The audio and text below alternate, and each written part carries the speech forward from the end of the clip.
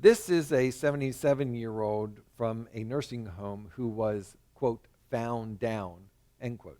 And that is not unusual indication in the emergency department. In this situation, what one sees is a patient who has blood products along the falx, and subfalcian hemorrhages are a common location for subdural hematomas. In this case, not that thick. However, one also notes that the patient has effacement of the sulci overlying the right frontal and parietal regions compared to a more normal looking nursing home subarachnoid space on the left side.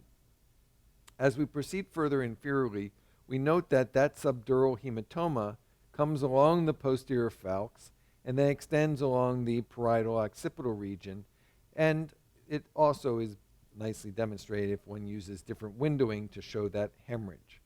Again, we continue to have effacement of the sulci as we course further inferiorly. Let's continue inferiorly. So now we are coming into a very large area of hemorrhage. And the question is this hemorrhage in the parenchyma, or is this part of the subdural hematoma?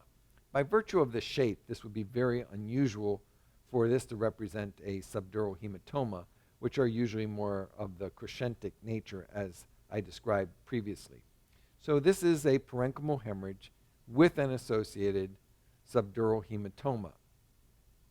In this case, we do not see very much in the way of midline shift.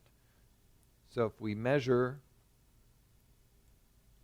we see that the degree of midline shift is only 2 millimeters, 1.6 millimeters to be exact, and therefore does not meet the 5 millimeter criteria for surgical indication. We would also measure the subdural hematoma. This measures 7 millimeters. Remember that it was 10 millimeters for surgical indication.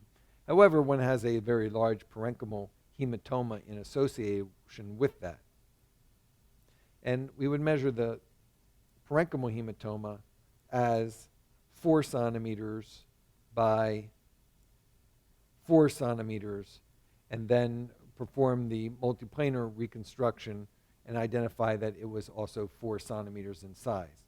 So if we multiply 4 centimeters by 4 centimeters by 4 centimeters, we would come to 64 centimeters. Divide that by 2, and it would be 32 centimeters by the way the neurosurgeons measure it, and that would be under the 50 cc's that is required for surgical intervention for a parenchymal hematoma. So this patient has pretty large degree of damage to the brain and a nice demonstration of acute subdural hematoma. Now, how many of you were paying attention as I scrolled past this slice? Intraventricular hemorrhage.